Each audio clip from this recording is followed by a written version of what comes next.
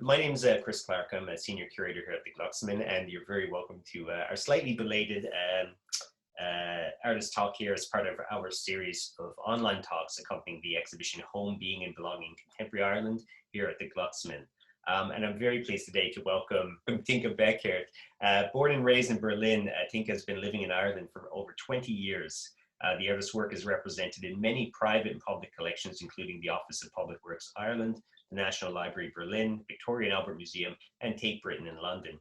Her recent exhibitions include the Beat Painting Biennial in 2018 in the UK, and a major solo exhibition with her Berlin gallery, Gallery Gerken, supported by Culture Ireland. In recent weeks, maybe this is a little bit after the fact here now, Tinka has been awarded the 2020 VAI Paris Centre Culture Irlandais Residency Award. So actually that is where she's calling from today as well. So as I mentioned, we're going to present a pre-recorded presentation by Tinka on her practice for the next 30 to 35 minutes, and then we are going to link up live for discussion and Q&A. We can always run a little bit over if we need to. You can pose any questions using the chat function, and please keep in mind that these talks and conversations will be available to view on the Glucksman YouTube channel afterwards. So thank you for your patience, and I'm going to now hand over to Tinka Bechert. Thank you. Hi, my name is Tinka Bechert. I'm going to talk about my work currently showing at the Glucksman, which you see on the screen right now. It's a painting and textile installation with various elements, as you can see, billowing off the stretchers. So I am going to take you through a little tour of previous works to explain how this work came about. This work was made specifically for the Glucksman. I started working on it when I saw the call out and then finished it in January 2020, which is of course just before the world stopped. And it's been quite interesting to have this show accompany the whole pandemic, really, in a way, because of course we had it postponed and we're waiting and looking forward to this anyhow. So here we are. I hope some of you have seen it in the exhibition space, which is gorgeous, and it's upstairs, and I was happy to be there just a day actually before I left to go to Paris, which is where I am currently. I'm at the CCI, the Centre Culturel Irlandais, in my little room upstairs, and we'll talk to you for questions and answers just after this little tour. So before I get into the contents or possible interpretations and also technical aspects of this piece, I'll take you back to some other works that I've done over the last 2 or 3 years and kind of come full circle back to this piece then at the end to show you how things led up to it, so to speak, in recent paintings. So here we have a piece which I made for a large solo show I had at Gallery Gerken in Berlin. This opened in December 2018 and went right through into the new year and was on for 3 months in Berlin Mitte at this beautiful gallery, which I've been working with for a number of years in various 2-person shows and group shows, and was happy then to get a solo show and worked for about 1.5 years on a large new body of work which got shipped over with the help of Culture Ireland, which was fantastic. So this was one of the pieces which I even considered for the invite because it's one of my favorite, and it's sort of at that point in time I felt sums up a lot of my practice in a successful way. So starting from raw canvas, which is what I used in the installation as well, I did some mono printing on this canvas first, which you can see are the black brushstroke like marks which sort of move back a little bit, but because my work is all non-illusionary space and totally flat, I try and keep everything on the flat picture plane, which kind of refers to pre-Renaissance painting really in a way, and also pop art and other things. So you don't create an illusion of going into a space.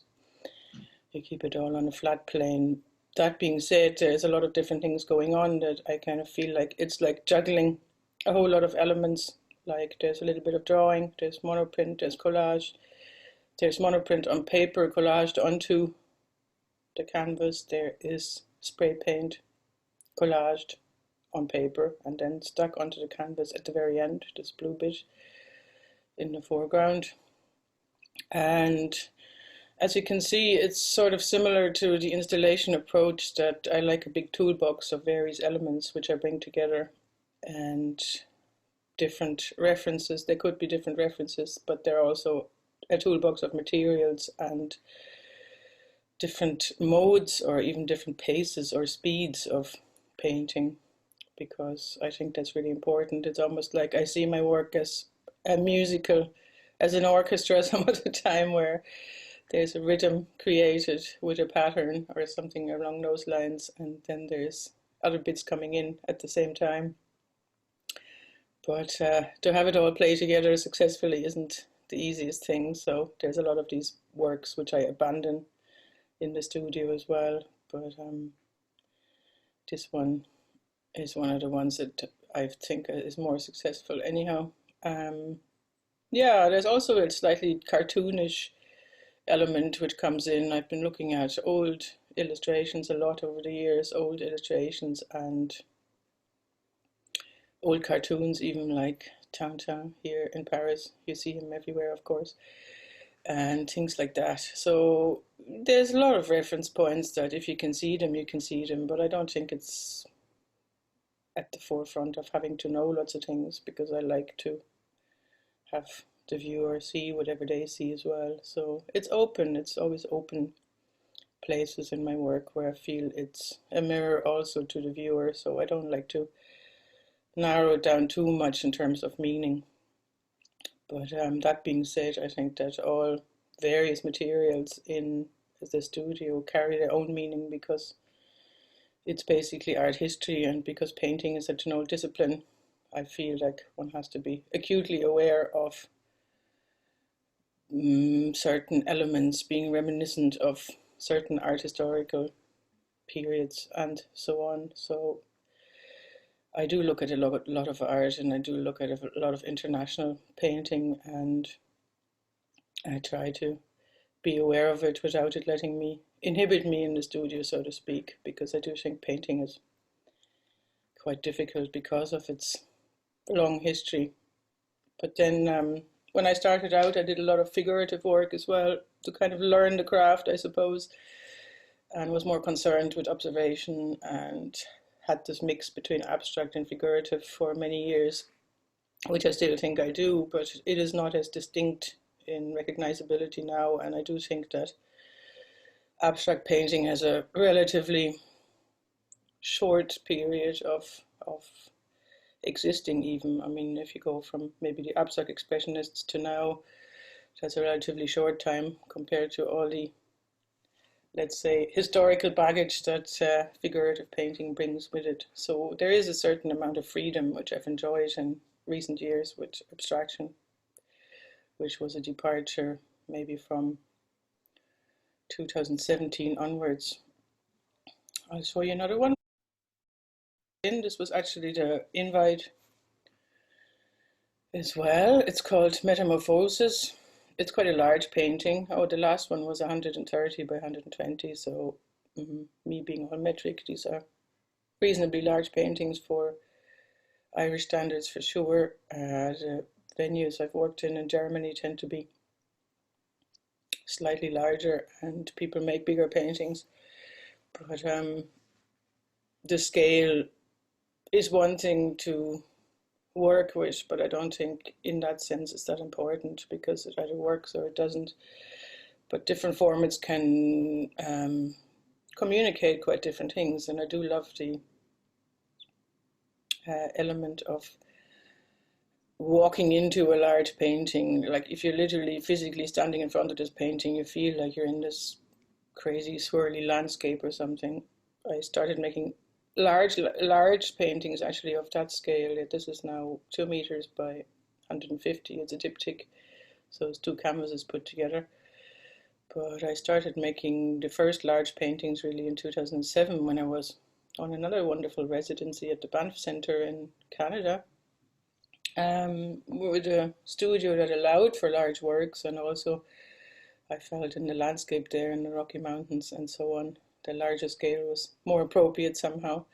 So it is interesting how the surroundings influence you, and it is interesting to me because I work in various countries at various times. Obviously, I'm based in Ireland for over 20 years, but when we could travel, I would travel a lot, and I would enjoy the different spaces and inspirations from that very much.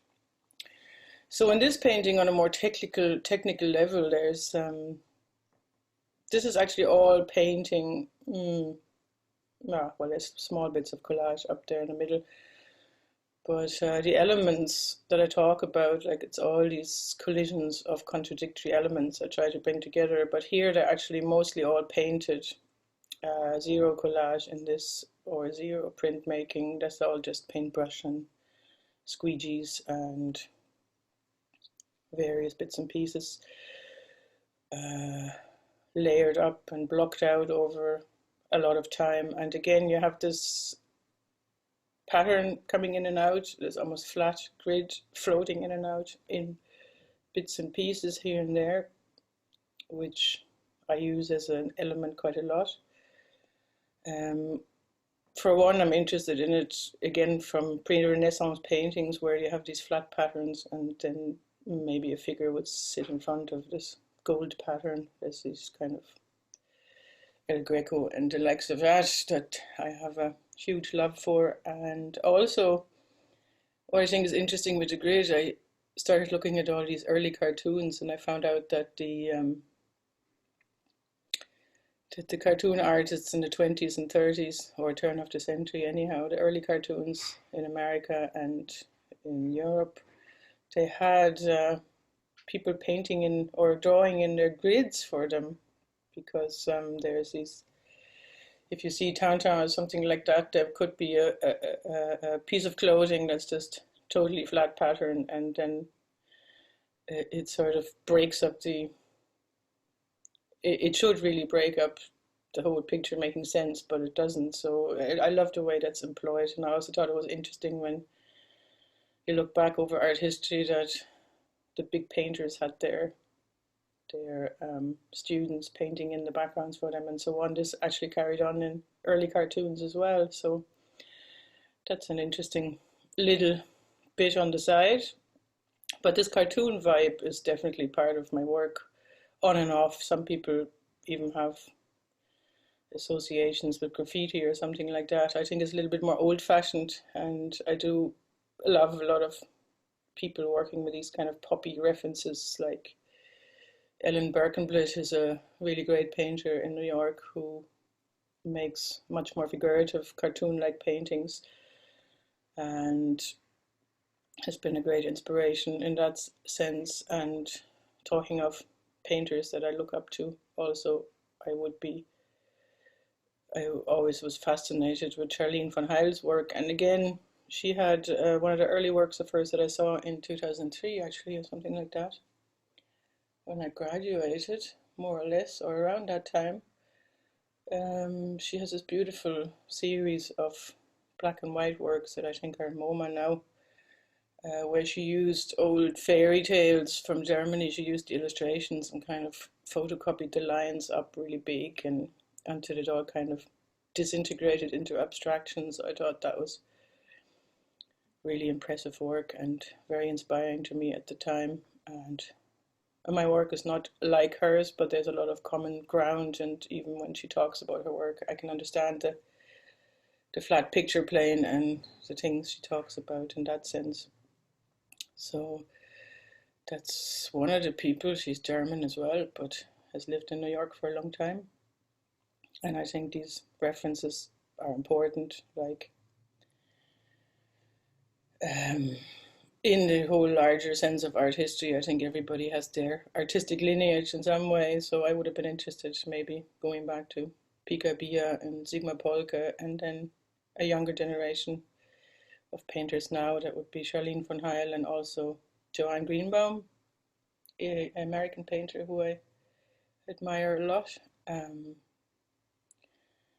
who has had a few shows now. I don't think she's canon just yet, but yeah, she's doing well, and she talks about her work in a really interesting way as well. So if anybody wanted to check out podcasts with Joanne Greenbaum, I would highly recommend it.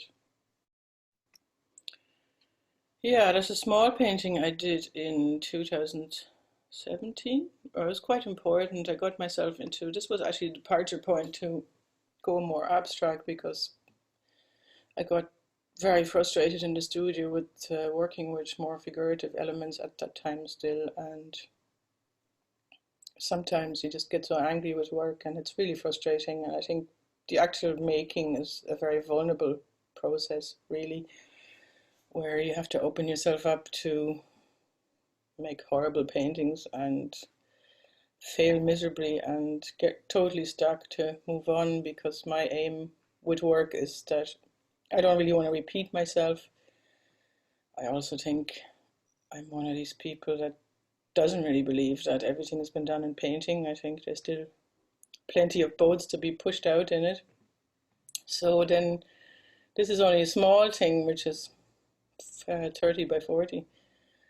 And out of this deep frustration, I sort of felt like at that moment I hit a whole new groove, and that was the beginning of it. So sometimes you have these pioneering paintings that show the way, but you don't even know it at the time. You go, oh my God, what's this now? Who's that now? And in hindsight, it was quite important. And I only often see this a year or two later when I've made more works and I've seen how that broke a spell somehow and pointed in the right direction. So this was shown in New York in the Painting Center as well in 2018. I had a show with them recently again, which is wonderful. And I showed some work from the show in Berlin, from the solo show in 2019, and also some new works that were also shown actually in Westport last September. I had a solo show out at the Custom House Studios, but because of the lockdowns, it was a very limited situation for people to go and see it, I suppose. So yeah, I'll move on to talking a little bit about installation pieces, because I've done a lot of large installation projects as well. I've also worked in completely different contexts than painting. So I'm not a pure medium-based artist in that sense. Well, I don't put it in the foreground. I always say that painting is like the spine or the backbone of everything I do, but there's various limbs like on a tree going different directions. So I worked with art and science projects, and in 2017 I did the Spark Residency in County Leitrim, which is a great residency for artists to work in firms in Leitrim, any kind of companies or even institutions, anything like that. It's been going for a while. And I was working for almost up to a year. The residency was 6 months, but I made a large show at the end of it too. So I was working for a year with this engineering firm that worked in medical devices. And the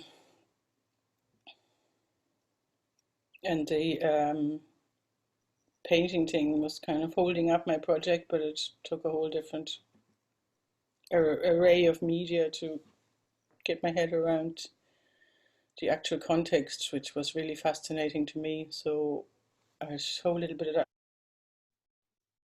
later. But before that, I wanted to show this as a kind of earlier studio take. I was in a residency in Berlin in 2011, and this was just a kind of spontaneous installation for an open studio where I used a whole load of found materials and made an installation, which was just a lot of fun. And in Berlin, there's always things to be found on the street, and there's bits of plastic. And I went to the flea markets, and there's this back of an old canvas hideous old thing, but the back of it was so wonderful because I don't know whether you can make it out here. It's on the top right in the installation. There's little patches on it, like somebody put a plaster on the painting where they accidentally punched a hole in it or something. So I thought the back of it was so fantastic. So I integrated that amongst other things, like a chair seat, which is the stripy thing on the wall, and then the chair on the left was this kind of it's a little bit like trying to think about getting out of my comfort zone with painting and getting out of the comfort zone altogether. I think residencies are wonderful for this because sometimes one has too much of one's own ways in the studio at home. So I think then you pick up really unexpected materials and you start experimenting. And this was one of those times, and that for me sometimes is the way, strangely, how I also get back to painting. So when my painting gets really, really stuck, I just start making other things and I pick up other materials, and sometimes for months on end I work with clay or I work with bits of metal and bits of plastic or whatever. At the time my studio is absolutely jammers with all kinds of found materials and bits and pieces, because when the mood strikes, could be anything that I feel I could utilize on that day. So yeah, a little bit hoarder-like in that regard, but I do manage to file it away in little boxes of goodies for another day. So this was, like I say, it was a residency in Berlin that I did in 2011. And I just think that the comfort zone chair for me is still really important, because I do not want to repeat myself, and I always try and leave tried and tested formulas behind really in my work. So I get very frustrated if I make another 5 like that because it was a good painting. It just never quite works for me, and that it's just not my process. So I push out the boat as much as I can in my own. I suppose every artist does that, but I do consciously restrict myself from playing tricks, so to speak, that I know already. And that can be a really terrible place, because you have to get completely lost and feel totally out of sea to happen upon new things some of the time. And I regularly do that. So it's, yeah, it's tricky, but it's my process. And I also throw out a whole lot of stuff some of the time, which I regret afterwards and all that. But I do think you have to edit, and you have to actually work a long time. I think painting is such a thing, it takes a long time to get good at. I think that, yeah, you have to go through a lot of motions, almost like I felt in the beginning. You have to go through the whole evolution of various aspects of art history to find a new thing, or to even understand your own particular voice in it. So one of the ways of procrastination when painting goes badly is to make other work, and that became a whole. So here you have the work from Carrick Shannon in Leitrim that I mentioned already from the Spark Residency. So I made this show then in an enormous empty warehouse, which they had. Well, it wasn't completely empty. There was some machines that do plastic moldings and have these old machines, had some of the old machines as well from previous generation, because it's a family run company that's been going for a long time. John Pryor, and before him his father, were doing plastic molding, and they moved on into quite specific physics-driven research, really, into medical devices. So there was various strands in the company with research and actual machine rooms, and I spent, like I said, 6 months running around for 2 days a week, and I had a studio down there as well, and looking over people's shoulders. So then at the end of the residency, we arranged all these machines in this warehouse and darkened the whole place, and the whole project was called Shadow of Ourselves. And it was all about shadow play, and also because the medical device industry works with diseases, obviously, or trying to help people with illnesses. It was kind of the shadow of ourselves when things aren't going so well, maybe, but also they had a wonderful technique there that's called shadowgraphy, which is a special type of photography. Schlieren setup, it's called. It's an old, from physics, it's an old technique how to measure the purity of lenses back in the 19th century. That's how it came about, but it's now used in research to measure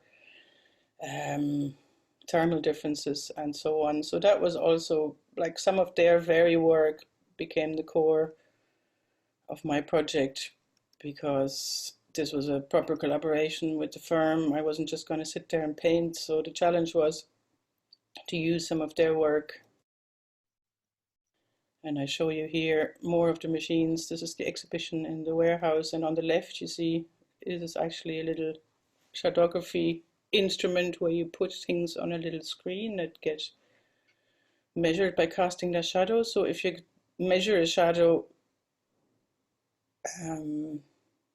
it measures a shadow really precisely. So I thought the notion of that was fantastic, because you always think if a shadow is cast, it's completely distorted, but there's ways to have it not distorted and measure things that you couldn't measure otherwise. So at the top there's a video, on the left there's a video piece I made in this Schlieren apparatus, which was lighting a match and cast this beautiful plume of thermal difference basically, and visually quite stunning. So I just went with that. And on the right you have little sculptures on the company's actual workbenches, and I made a couple of light boxes with drawings that were inspired by some of the technical drawings that they made. They're engineering drawings, draftsmanship, line drawings. Here you have the light boxes, so they were foil and drawing over perspex sheet, and I got these stainless steel boxes made for them, and they look quite stunning in the darkened space there. And it was kind of the reference to planning something, and planning, and obviously the precise plans for an engineer are very important to manufacture something, as they were doing there at the firm. But also according to plan is what I called one of them, at least, is kind of not how things are when people deal with illness and so on. So that was that show was in 2017, 18. God, yeah, I've been busy all these things in the last few years. So that was wonderful. It was great turnout, and the reception in the company was really good, and some of the people were really taken by even understanding more of what other aspects of their own company do through my work. And yeah, I was very happy there, working in a kind of daily routine with them and getting to know people. And because it was such a long residency, you could really talk to people over a cup of tea at lunchtime and so on, which is great, because I have done some other science residencies, and when they're short, it's very hard to get your head around a whole field like that without trying to emulate what they do and to kind of develop a artistic response in that sense. So back to painting installation, you can maybe see the relationship here between that and one of the light boxes. That's the original work I did in the studio. It's not a great photo, and the work never really went anywhere, but in hindsight again, and you only notice this later sometimes, but that was one of the most important little experiments. And I feel both in terms of the work I was looking at with the engineers, so these drawings, but also a little bit like organs or physical body, kind of corporeality kind of vibe to it, and then all these different materials just spontaneously spread out. But also, like when I talked about my painting elements earlier, this is again This is the toolbox. Here I have a bit of wood, I have a bit of perspex, I have a bit of black card, and I have nice Fabriano and other white paper down there, and it's all just, it's almost like spread out all the elements into a composition. So this could be a painting, but then sometimes this is how my paintings turn into installations. And this is kind of just thinking out loud with bits of paper for me, which I'm doing right now here in Paris as well. I went out and got a few canvases, and they're just too restrictive for me to begin with. So I always start with something like this in reality, with bits of paper and various shapes cut out and stenciling or whatever is at hand. And this is what happened then. Yeah, oh, this was also a performance I did then in Berlin at Galerie Gerken, which was funny because I think there's so many applications of paintings that are unusual. So I made a live painting performance with the same elements. There was a artist colleague of mine behind the screen there, and we had a bright light set up so you could see her actually DJing and walking around behind, and I was kind of action painting in the front of it. And it was gallery weekend in Berlin, so there was loads of people around. So I handed out the paintbrush to the crowd in the end, and it was this interactive painting thing just for the moment. So I won't even show what it ended up looking, but it's nice to bring painting into different realms, because it is obviously traditionally a kind of lonely thing to do on your own in a studio, and you only ever get to show something when it's finished, and you're actually long done with it when it gets to be shown. So it's nice to have that spontaneity with people. So this was a work then textile as well, which picks up some of the same elements I mentioned earlier with monoprint. And I did sew together here an old pair of pants as the stripy material and a shirt that I had. And I'm always collecting materials, and there's a bit of roofing textile there on the right, the turquoise stuff. And this is called the painting flame. It's 120 by 110. And I made that a short time before I made the installation for Cork, for the Glucksmann. And I think it ties in really well, because you see almost that's the last step before I deconstructed the canvas even more in a kind of installation manner, and working with patterns, working with monoprint, working with very graphic painting here with the flame. I call it the painting flame, or also the candle with two ends, or on both ends, you know that saying anyhow. And it was just a clarified, very clear work as well, that, yeah, well, a lot of people come to mind with this kind of painting that I don't have to go into, but I like this graphic clarity of this piece a lot, and I do feel sometimes my paintings get very cluttered and it frustrates me, so I was very happy with this. And somehow the quality of the textiles satisfies as an element for me in ways that sometimes painted areas don't. So because you have this contradiction in the material itself, I think it's full enough in that sense, even though it's kind of empty compared to some of my, let's say, gloriously cluttered other paintings. When we get to the actual installation that's there, yeah, I went another step further with tie-dye, which I probably did as a teenager last.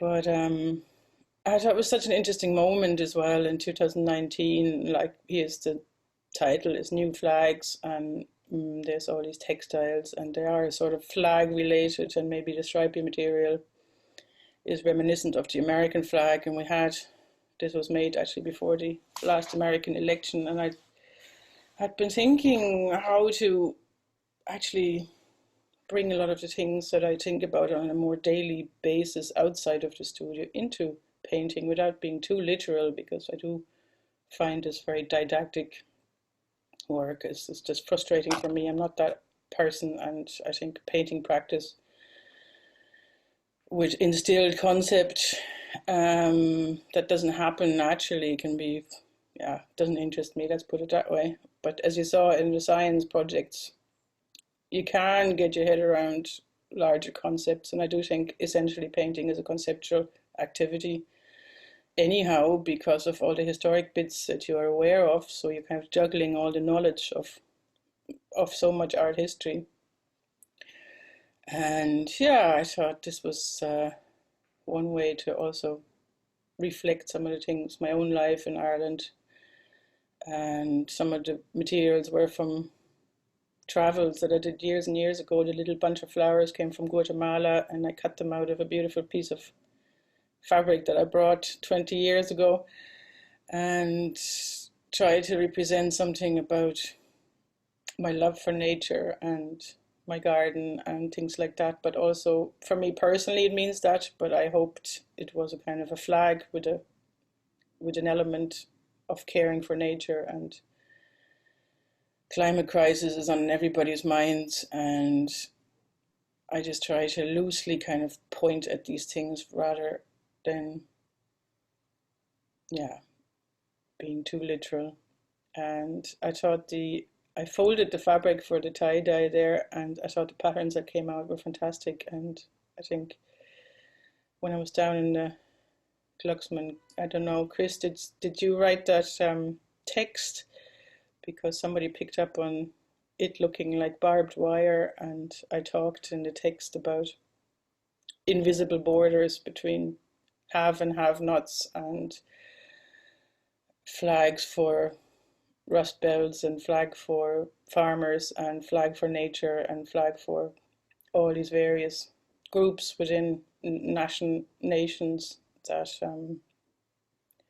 emerge naturally without us thinking about it. I do believe that, because of our interests or political leanings or any of these things, really. There's an endless list of things that you could identify with and feel either connected with other people or divided from other people because of it. So I loved that you picked up on the barbed wire, because I thought the tie-dye is pretty random and it comes out whichever way, but then I did shape it obviously and select bits and did sew them together on my sewing machine, and definitely had the barbed wire in mind as well. So that's good that it could be read like that.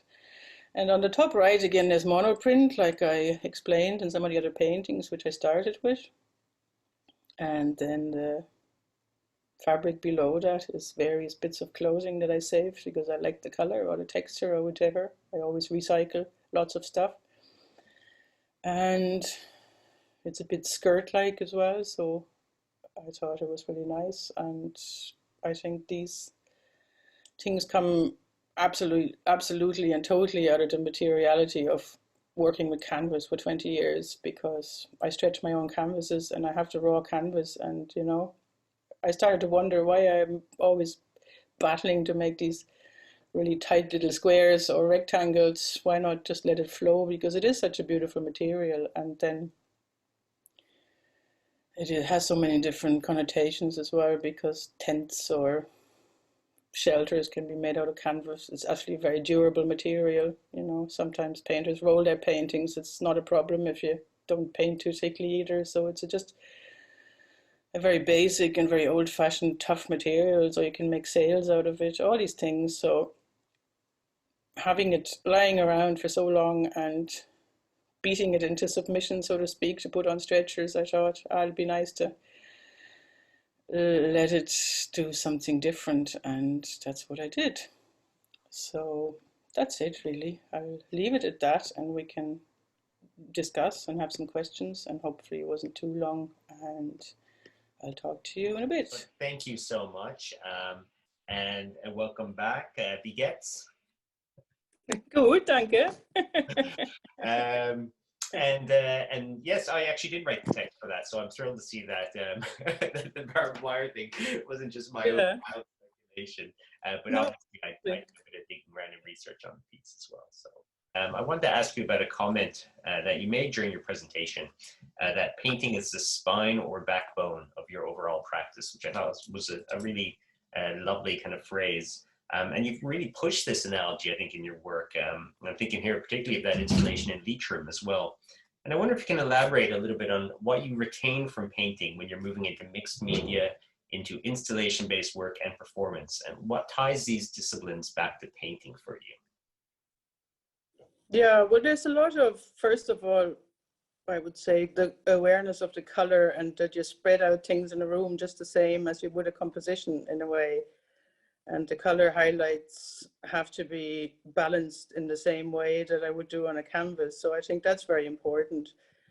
And that you, yeah, I don't know, it's just, even a lot of my paintings have this kind of, or the installation Berlin I showed as well, there was a bit of paper on the floor. So I have this, I have an ease with organizing a room, but I do think it is just like a big painting.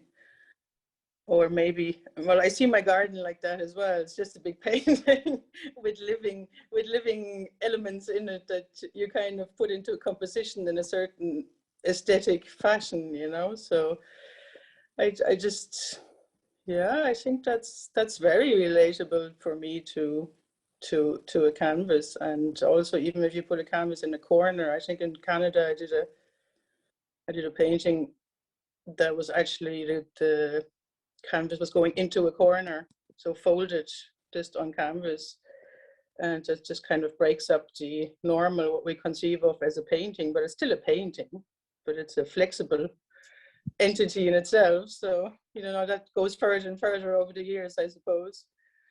And I mean, here in Carrick-on-Shannon as well, there was this big, which I didn't really talk about, but the big box on the right in the first photo, there was all these bits of paper and foam that were literally like a painting, but made out of bits of wrapping material that they had there to use stuff and painting in it. And then a light was going in circles behind it and lit up different bits at a time. And I recorded these machine room sounds with it. So it was this kind of hidden room that you got glimpses of shadows and so on. I mean, it's interesting in a way that painting seems to kind of push you sometimes in these kind of directions as well. Kind of with different materials or different disciplines, and even the kind of, you know, think through collage, but into kind of even new media kind of stuff as well. You know, you also mentioned this effect of walking into a large painting, which I loved, and scale seems to affect a certain encounter for the viewer in your work. You know, what kind of experience do you intend or anticipate when a viewer engages with work in this kind of way, when they're kind of confronted by it? And the work in the Glucksman, I think, does this brilliantly. When you're confronted with this kind of large scale, almost immersive kind of piece. But no, I think that yeah, that lends itself to installation. Obviously, the large scale, I think, was what got me there in reality, because the physical experience of standing in front of a massive painting is so important, and it stops being a thing, because small paintings are only ever a thing. And when you're in a large scale painting, when you're in it, I mean, I even say it like that because you're physically standing close to the elements and you're kind of drawn in and look at some of the actual bits of collage or whatever's going on with it. But you're like you're in a garden, or you're in an installation already because of the scale. And I think I love that. I mean, I wish I could make ginormous paintings all of the time. It's not always possible for the constraints of studio and materials and spaces to show them in and so on. But I do love that, because I think the viewer just becomes part of it in some way that can't be helped, you know, whereas the little tiny stretcher on the wall is like, oh yeah, there's a little thing that you could put in your pocket or whatever. It's just so different. And then also, I mean, the work New Flags, just to go back to it, I thought you talked quite eloquently about some of the ideas around that as well. But was there anything particularly about the actual call for submissions? As we're saying, that exhibition was part of a trilogy of open submission works with Irish artists. Was there anything about that particular call for submissions and around this idea of kind of being and belonging, relating to Michael D. Higgins's address to the United Nations? There was some of that triggered this kind of proposal, the process, the finished work. How did you think through, I think, that actual call? Yeah, well, first of all, I thought it was wonderfully open, because, and also then when I finally got to see the show, the responses were so varied and so interesting, because it was an open concept. But for me personally, as I think people that live in other countries and then where they're from, so to speak, will always have some sort of elements of relating to that, defining that for myself. And I always have to define that for myself over and over when living in Ireland. So it resonated on so many levels with me. And yet again, I thought it was poetic enough that you could pin a bit of canvas to it. Because I think that's what painting, if it gets too, well, I think some calls, I just feel like it would be too hard to fit painting into that, you know. And I think that that was well possible with that call out, and it had so much meaning to me for my own, because I always get asked first thing I open my mouth. And now of course I'm in the Irish residency as well, and it's always the first thing you have to justify somehow, or explain at least that when you're not Irish, so that those things always come up without restricting my existence in any way, but it's always in the room with you when you're a foreigner, you know. And some of the references as well, I mentioned a lot of American and German artists, so you feel like you have that lineage also from the place that you come from in some way that never goes away either, which surprised me actually, because I came to Ireland so young, and still there's a lot of German references in it, even though I have lived my whole adult life in Ireland. So, you know, questioning all those things, basically, that was in the call out for me too. It's like, these are things that I think about every day, so it was perfect. And like I say, poetic enough that you could, you know, that I could do something with it. I mean, you also talk very nicely, I think, about, you know, some of your influences as a painter, some of the painters who've inspired you. I mean, is it fair to say with a work like that and some of your other practices that you're interested in this maybe kind of a deconstruction of painting, of kind of breaking it down to its kind of component elements? Well, I'm still interested in painting as well. Yes, I'm interested in both. And I think it's really interesting, like here was, and that really resonated with me as well. Again, a German artist. I was in the Palais Tokyo a couple of days ago for Anne Imhof's big show, and a fantastic show. But I thought one of the most amazing things was this little text where she said everything comes from drawing and painting. And like with her work, you would think that's even further away from painting some of the time, these massive installations with performance elements and so on. But I don't think that's, I can totally see it that she comes from painting. No, I think it's all, I don't even think the distinction has to be made, that it's deconstructed or not. It comes from painting somehow. You've perfectly set me up for a question here from the audience, from Sinead, who says, thank you for a great talk. It says that performance seems essential to the work. The skirt of fabric and new flags seem to give a trace of the process of the painting's development from the studio to its animated spread form presented in the gallery.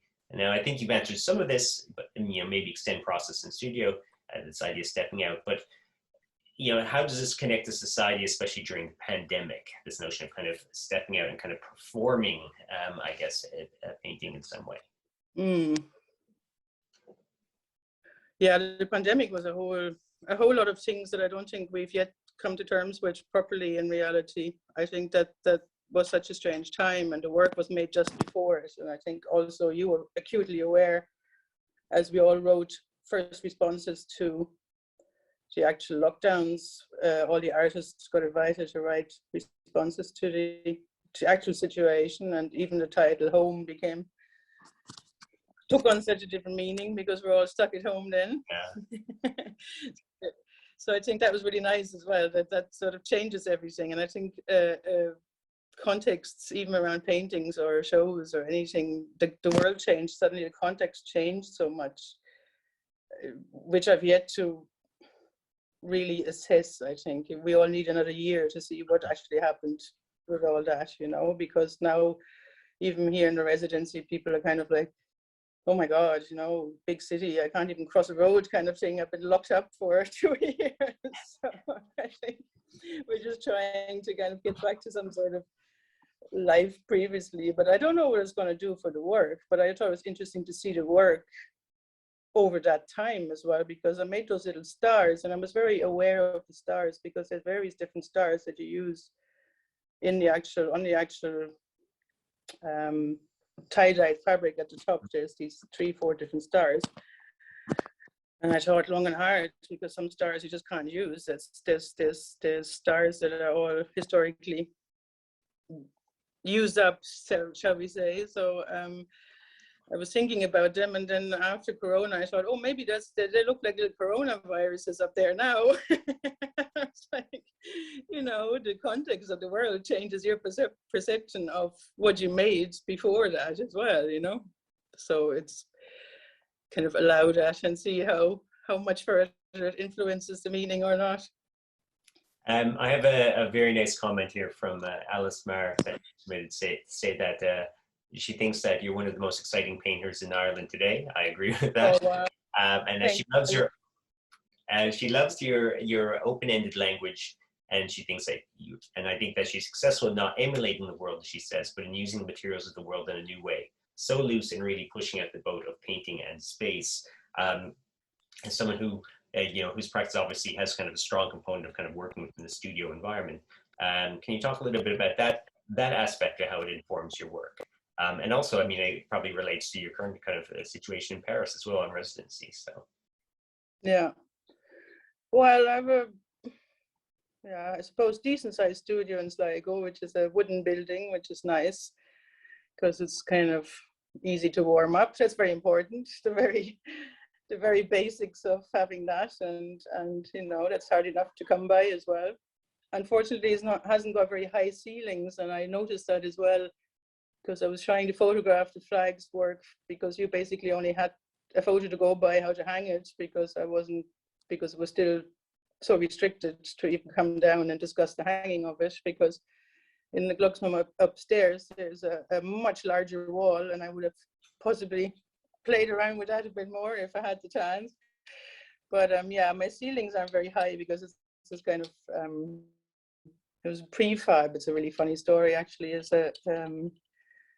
was a soldier's hut for the EU soldiers in Bosnia years ago, and somebody imported them to West Cork, I think, and then there are these wooden kits that you could slot together. So I put that up there as a studio and insulated it and cladded it and made it look pretty. And I go out to my studio most of the days. It's just next to the house, so I don't have to go anywhere.